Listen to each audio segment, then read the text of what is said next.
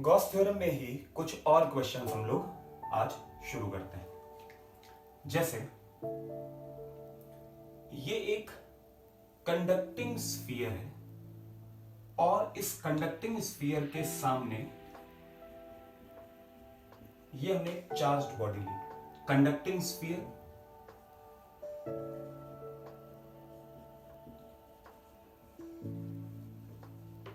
और ये charged body ली, ठीक है। और ये एक गॉसियन सरफेस बोली जा रही है। ये है गॉसियन सरफेस। क्वेश्चन है कि इससे पास होने वाला फ्लक्स बताइए कितना होगा। Option positive, negative, zero, none of these. सोच के देखिए इसका आंसर क्या होगा। इससे पास होने वाला फ्लक्स पॉजिटिव होगा, नेगेटिव होगा या जो ऐसा कुछ क्वेश्चन है। अब यहां पर सोचना मतलब थोड़ा सा दिमाग लग रहा है। शुरू करते हैं क्वेश्चन। ये पॉजिटिवली चार्ज, तो यहां पर आएगा नेगेटिव चार्ज, कम जगह लेगा, और यहां पर आएगा पॉजिटिव चार्ज, ज्यादा जगह लेगा। गॉसियन सरफेस के अंदर चार्ज जो इनक्लोज हो रहा है, पहले ही हम लोग कितने बार बात कर चुके हैं। इंड्यूस्ड चार्ज का मैग्नीट्यूड नहीं पता किया जा सकता। कुछ केसेस हैं जहां पर पता किया जा सकता है, जो कि बस कुछ क्लास के बाद हम पढ़ेंगे। अब यहां पर आप देखिए चार्ज का जो साइन है वो पता चल गया पॉजिटिव, और अगर यहां पर पॉजिटिव तो plus Q upon epsilon not, यानी कि यहां से पास होने वाला फ्लक्स क्या होगा, पॉजिटिव। मैग्नीट्यूड नहीं बताया जा सकता, लेकिन यह बताया जा सकता है कि यहां से पास होने वाला फ्लक्स जो है वो पॉजिटिव होगा, ठीक है। ये एक क्वेश्चन। इसके बाद एक और क्वेश्चन बनता है, देखिएगा। बोला गया कि ये एक हेमिस्फीयर, इसके सेंटर पे रखा है एक चार्ज Q।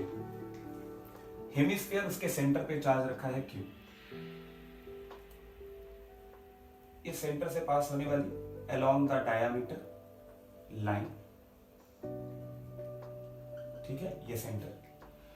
क्वेश्चन है कि इस लाइन पर एक पॉइंट है A, एक पॉइंट यहां पर है B, एक पॉइंट यहां पर है C, और एक पॉइंट यहां पर है D। एक हेमिस्फेरिकल सरफेस, सेंटर पे चार्ज रखा है Q, और A, B, C, D एक और 4 पॉइंट्स आपको दिए। अब आपको बोला गया है कि एक Q चार्ज और आपको लेना है,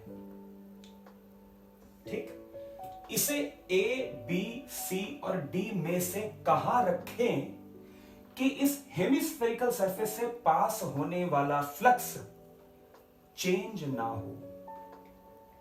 हेमिस्फेरिकल सरफेस से पास होने वाला फ्लक्स चेंज ना हो, तो कई लोग दिमाग लगाएंगे कि तो फ्लक्स होता है Q enclosed upon epsilon not. बिल्कुल ठीक है, लेकिन आप ये भी तो देखिए कि यहां पर जो सरफेस है उसमें चार्ज एनक्लोज्ड नहीं हो रहा है। अगर हम बेस को कंसीडर कर ले तो हेमिस्फेरिकल सरफेस और बेस के बीच में कहीं चार्ज है, ठीक है। चलिए वो भी मान लेते हैं कि Q/2 चार्ज है और Q/2 चार्ज नहीं है, सॉलिड स्टेट की तरह। लेकिन यहां पर बेस सरफेस ली ही नहीं गई है, इस बात को बस सोचना है। तो अब केवल और केवल हेमिस्फेरिकल सरफेस की बात हो रही है, तो चार्ज एनक्लोज्ड नहीं है।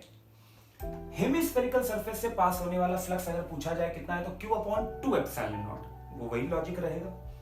इससे पास होने वाला फ्लक्स आधा ऊपर आधा नीचे, टोटल फ्लक्स होता है Q/एप्सिलॉन नॉट, इससे पास होगा Q/2। अब आपको बताना है कैपिटल Q कहां रखे ABCD में से कि केवल और केवल हेमिस्फेरिकल सरफेस से पास होने वाला फ्लक्स वेरी ना करे। आप लोग इसको सोचिए और आंसर दीजिए। एक बार वीडियो को पॉज करके इसका आंसर पहले आप सोचिएगा। आंसर मैं दे रहा हूं। देखिए पहले जो, अगर किसी को यह है कि क्वेश्चन ही नहीं समझ में आ रहा है, तो इसका सोल्यूशन देखते हैं तो क्वेश्चन समझ में आ जाएगा। अगर हम चार्ज को यहां रखते हैं कैपिटल Q को, तो देखिए कुछ इलेक्ट्रिक लाइंस एंटर होंगी और यही इलेक्ट्रिक लाइंस एग्जिट हो जाएंगी। तो जितनी फील्ड एंटर हुई उतनी ही एग्जिट हो गई, तो फ्लक्स इसकी वजह से नहीं आया। क्या सारी की सारी इलेक्ट्रिक लाइंस ऐसा करेंगी? आप देखिए ये भी तो है, फील्ड लाइंस स्फीयर से एंटर हुई लेकिन एग्जिट कहां से हुई, बेस एरिया जो प्लेन सर्कुलर है, और हमने सर्कल को कंसीडर नहीं किया है। अभी क्वेश्चन समझ में आया। हेमिस्फेरिकल से पास होने वाला फ्लक्स चेंज ना हो, तो यहां पर हेमिस्फेरिकल से फ्लक्स देखिए इसमें एंटर हो रहा है, यहां से एग्जिट और यहां से एंटर, तो फ्लक्स चेंज हो गया ना। तो Q पोजीशन पर चार्ज नहीं रखा जा सकता। सेम सी पर है, ए और डी दोनों पोजीशंस हैं, तो इसका आंसर है ए और डी।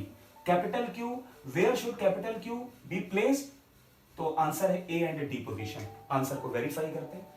देखिए आप यहां से फील्ड अगर एंटर होगी तो हेमिस्फीयर से ही एग्जिट होगी, आप ड्रॉ करके देख लीजिए। ऐसी कोई भी फील्ड नहीं है जो ए से निकले, जो नीचे जा रही है वो तो एंटर और एग्जिट ही नहीं है, लेकिन जो एंटर होगी वो एग्जिट होगी हेमिस्फेरिकल सरफेस से एग्जिट होनी तय है। तो जो ए पर आपने फिगर ड्रॉ किया वही आप डी पर भी ड्रॉ कर सकते हैं। तो क्वेश्चन क्या है? A point charge small q is placed at the center of a hemisphere. 4 positions are taken, A, B, C and D. Capital Q should be placed at A, B, C and D, and we have to check where capital Q should be placed so that flux passing through the hemispherical surface not changed. ठीक है, तो ये question है और answer A और D. Clear? तो solution देखने के बाद आपको क्वेश्चन ज्यादा क्लियर हुआ होगा। नोट करिए ये दोनों क्वेश्चन, बहुत अच्छे क्वेश्चन। एक यूनिफॉर्मली पॉजिटिवली चार्ज्ड रॉड और ये आपको दिया गया है एक क्यूब की साइड ए, रॉड की लेंथ L, गिवन है L ग्रेटर देन A, और ये रॉड कांस्टेंट वेलोसिटी v से एंटर कर रही है, और जिस समय ये रॉड क्यूब को टच कर रही है वो टाइम आपने लिया है 0। तो ये आपको क्वेश्चन नोट करना है। A uniformly charge rod, length L, cube की side A, L greater than A, rod is moving with constant velocity, और रॉड इसमें क्यूब में इंसर्ट होगी। जब तक रॉड कंप्लीटली से एग्जिट ना हो जाए तब तक के टाइम के लिए आपको फ्लक्स वर्सेस टाइम का ग्राफ ड्रॉ करना है।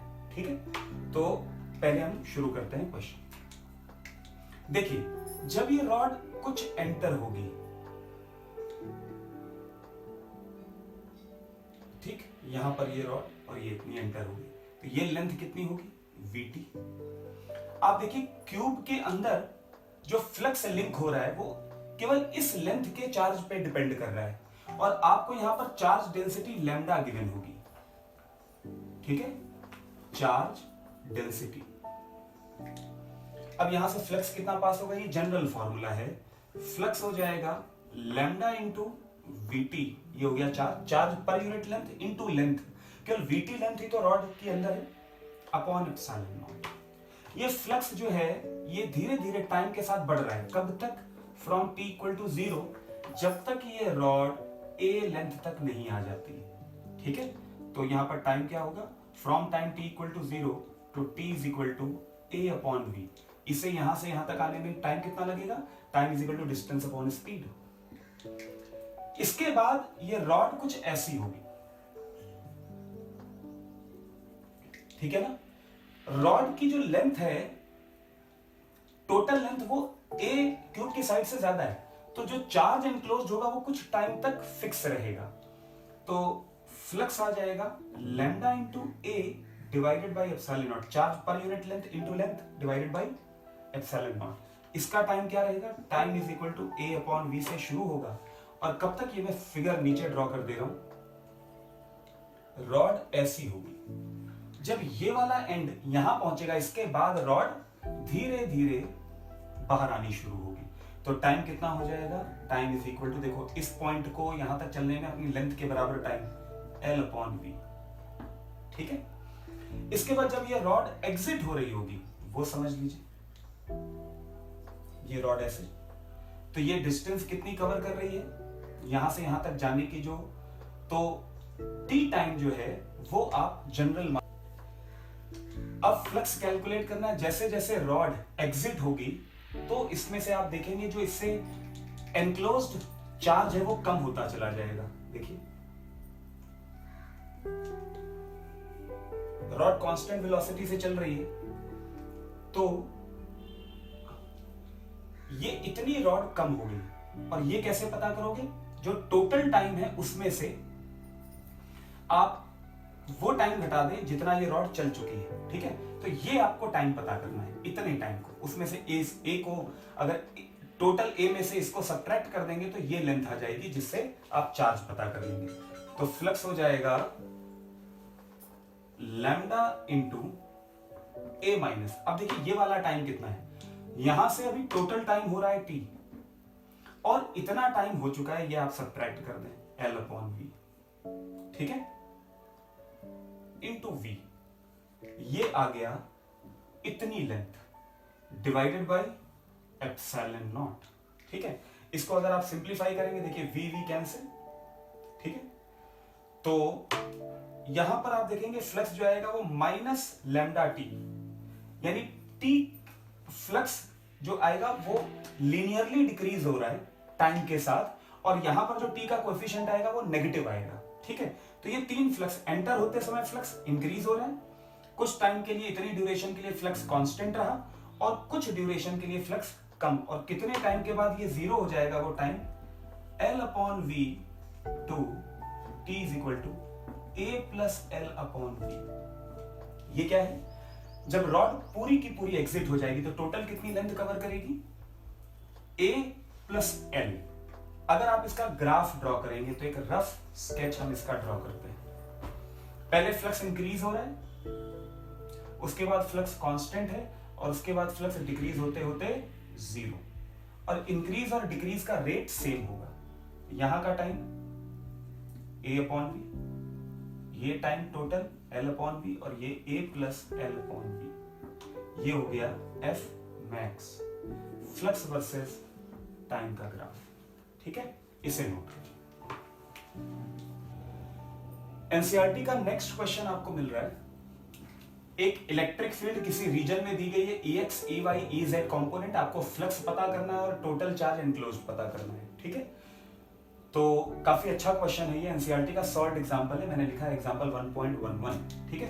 क्वेश्चन है, जो फिगर बोला गया है वो है कि यहां पर एक दिया है क्यूब, और ये क्यूब रखा गया है एक्स एक्सिस पर, ये डिस्टेंस आपको दी गई है a, और क्यूब की साइड भी दी गई है a, ठीक है। ये है y एक्सिस, ये है x एक्सिस, और ये आपको दी गई है z एक्सिस। इलेक्ट्रिक फील्ड इधर है, क्यूब आप चाहें तो आप पूरा क्यूब ऐसे ड्रॉ करके दिखा सकते हैं,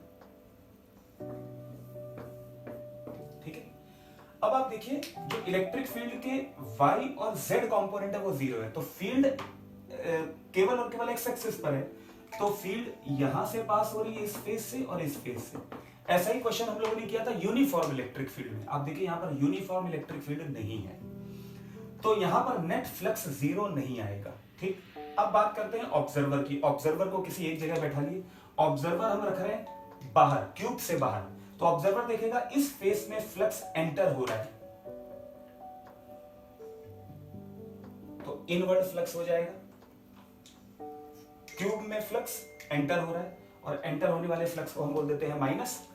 फील्ड कितनी है, देखो फील्ड वेरी कर रही है एक्स के हिसाब से, यहां पर एक्स कितना है a, तो यहां पर फील्ड कितनी होगी a रूट a, फील्ड हो गई a root a, into area कितना होगा a स्क्वायर, तो फील्ड कितनी आ गई minus a cube root a। उसके बाद आउटवर्ड फ्लक्स पता करें, अगर outward flux x is equal to 2a, अगर यहां पर x 2a रखेंगे तो फील्ड कितनी होगी a root 2a into a square, तो यहां पर आ जाएगा plus a cube root 2a, ठीक है।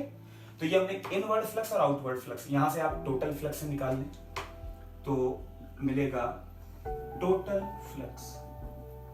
टोटल फ्लक्स में ज्यादा क्या है, पॉजिटिव ज्यादा है, तो आप यहां पर लिखेंगे a cube root a root 2 minus 1, this is total flux, ठीक है।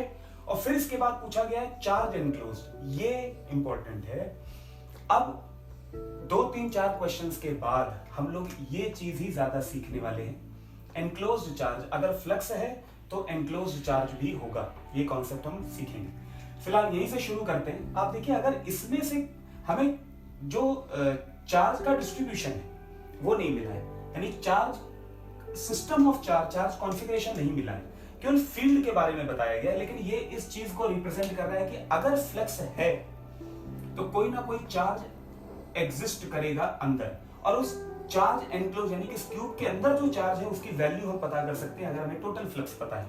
तो फॉर्मूला होता है total flux is equal to Q enclosed upon epsilon naught. तो क्यू एनक्लोज आपको कितना मिलेगा, epsilon naught A cube root A root 2 minus 1। ठीक है, तो ये आ गया टोटल एनक्लोज्ड चार्ज। डन। इसके बाद हम लोग इसी के बाद एक एग्जांपल 1.12 है उस पर आते हैं, इसे आप लोग नोट करिए।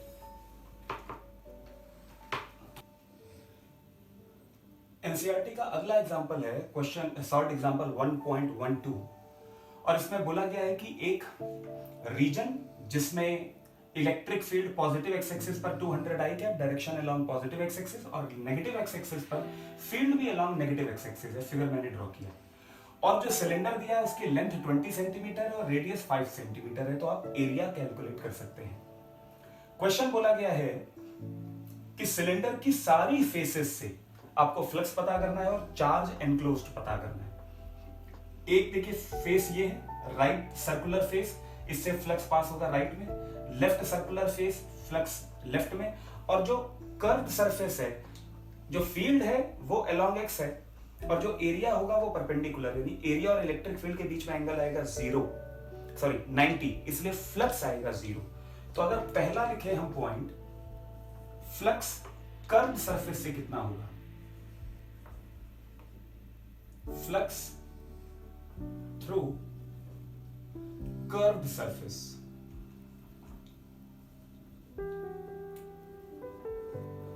फ्लक्स थ्रू कर्व्ड सरफेस हो जाएगा 0। ठीक है, कर्व्ड सरफेस से पास होने वाला फ्लक्स 0।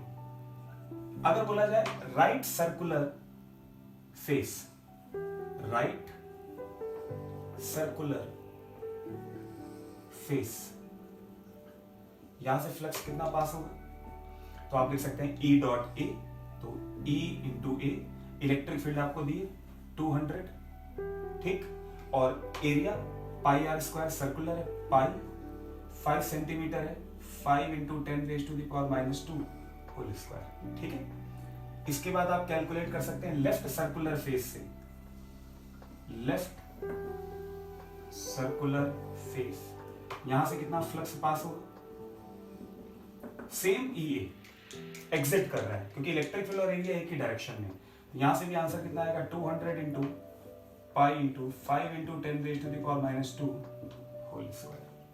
ठीक है, अब आप पता कर सकते हैं टोटल फ्लक्स कितना है, टोटल फ्लक्स तो 0 प्लस ये और ये कितना हो जाएगा 400 into pi into 5 into 10⁻⁻² whole square. ठीक है, और लास्ट में बोला गया है find out the charge enclosed. अगर टोटल फ्लक्स है, इस सिलेंडर से टोटल फ्लक्स पास हो रहा है और पॉजिटिव है, इसका मतलब अंदर पॉजिटिव चार्ज एनक्लोज्ड होगा। हमें चार्ज कॉन्फ़िगरेशन नहीं दिया है, लेकिन इलेक्ट्रिक फील्ड की इंफॉर्मेशन से ये पता चल रहा है कि अंदर चार्ज प्रेजेंट है, और उस एनक्लोज्ड चार्ज की वैल्यू होगी, फ्लक्स होगा Q अपॉन एप्सिलॉन नॉट। तो Q की value epsilon naught into total flux 400 into pi into 5 into 10⁻⁻² whole square. इन सबको सॉल्व करके एग्जाम्पल मैंने दिया, आप आंसर मैच करवाइएगा।